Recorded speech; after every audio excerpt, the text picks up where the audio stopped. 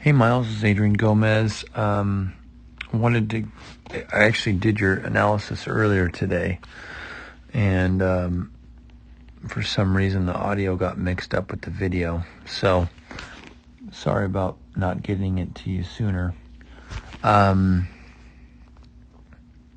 So power to the back leg is the first weakness we're going to look at, and as far as squatting goes, you're doing a great job of staying into that back leg, which is a huge positive. And where I think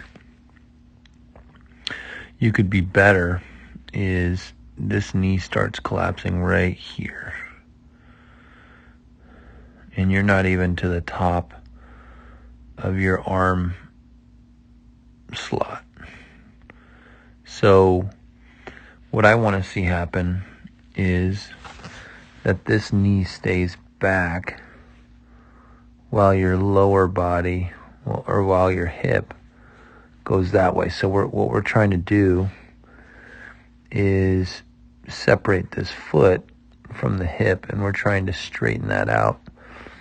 In order to do that, this back knee needs to stay connected with that almost opposite force so that your hip can get a little bit deeper without collapsing. So it looks like you're kind of stuck here. So power to the back leg, that's the one thing that I want you to work on, is just extending that hip and bypassing that knee so it doesn't collapse. So that leads us to the plant leg. So you do have a power to the back leg. That back leg squat is definitely something I want you to work on. The stride angle at plant foot is 110, which is great. I want it to be above 110, so that's fabulous. You're getting extended far enough, which is great. You're slipping on this mound a little bit. You slipped quite a bit. So I don't know if this angle of your front leg is accurate, but it is quite low. So it's 114. I want it to be about 140. So this knee is either going to have to come back or your front foot is going to have to go further. Either one works.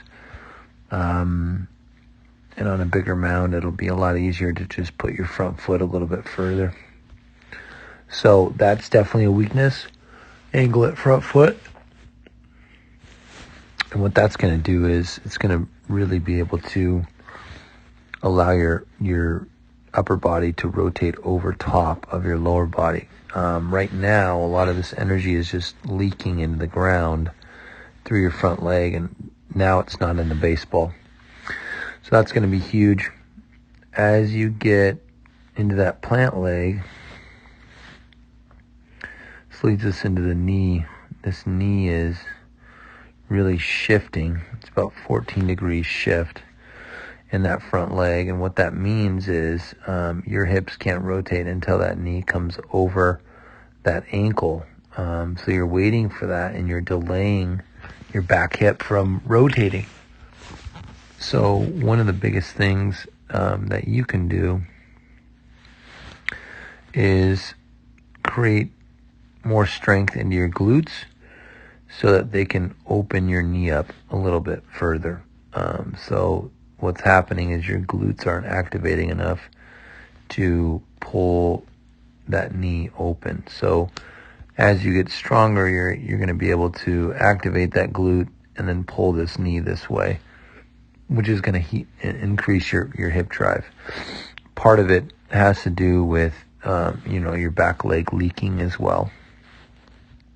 So having that opposite force is going to help you kind of bypass that knee and transfer it to the front leg. So that's lower body. When it comes to your posture is fabulous right here. You're loading into that shoulder blade. You're doing a really good job. And this is where it breaks down. And it breaks down into the front glove, which a lot of it has to do with the front knee This front knee is causing a lot of these issues. So you fix the lower half, and then the upper half gets fixed as well. So, you start alternating both lower and upper half. It gets a lot easier. All right. So posture at ball release is a B posture, and this is the analysis that I did earlier. But this is your spine right here, and we want to be able to rotate around that spine as you throw. So part of it has the obstruction in that front knee, both with the angle being low that we talked about, and then also internally rotated at plant leg. It's having to come this way to get over your front ankle, so that your hips can rotate around. So that posture change, your arm is coming down, which you have a front glove. That's an issue for sure. Firm front glove, that's a huge issue.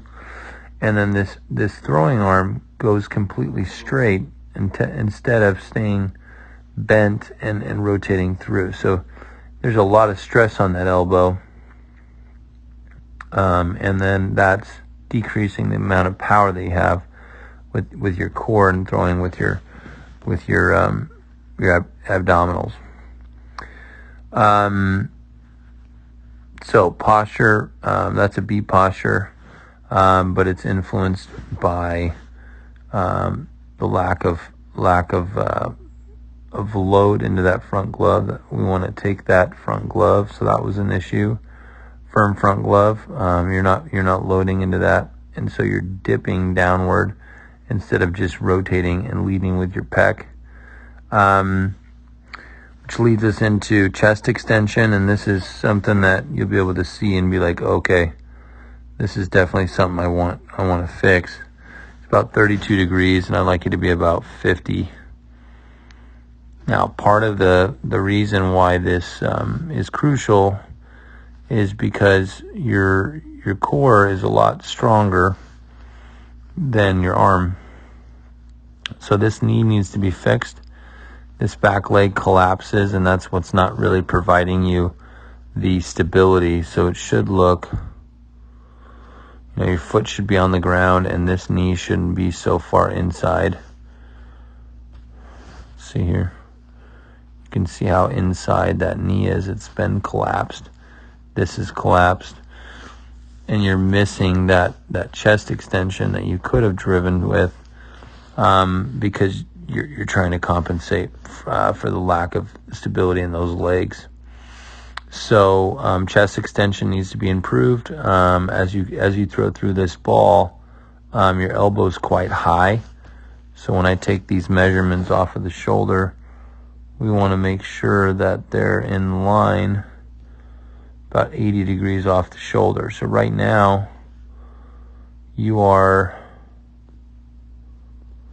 about 18 degrees off. So your elbow's a little bit elevated. You can see it right here.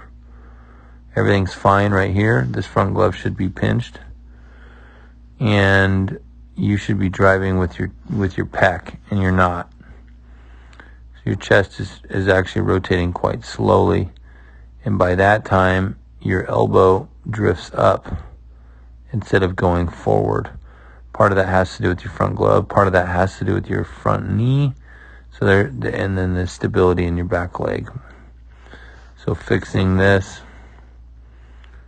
keeping this knee rotating this way, tightening that front glove, tightening that front leg, both with angle and having your knee over that ankle as well. And then you have a high elbow, and so the elbow's a little bit high. Part of it's front glove. And then this is the last one, which is the arm fly-out, which you do have an issue. You have maximum layback right there, and you can see how much it goes outward. Should not go that far, and I believe you should be driving your chest a lot faster, which is going to keep your arm bent, number one, And then number two, by keeping your arm bent, you're gonna throw that much harder, and then be able to have a lot less stress on your arm. So I hope you enjoyed this. If you go back and look at the weaknesses, take notes down, and then you'll be able to fix these with our drills. Let me know if you want that full PDF, and I can. It does cost money. It's $150 for the full program. So let me know if that's something that you'd be interested in. All right, talk to you soon.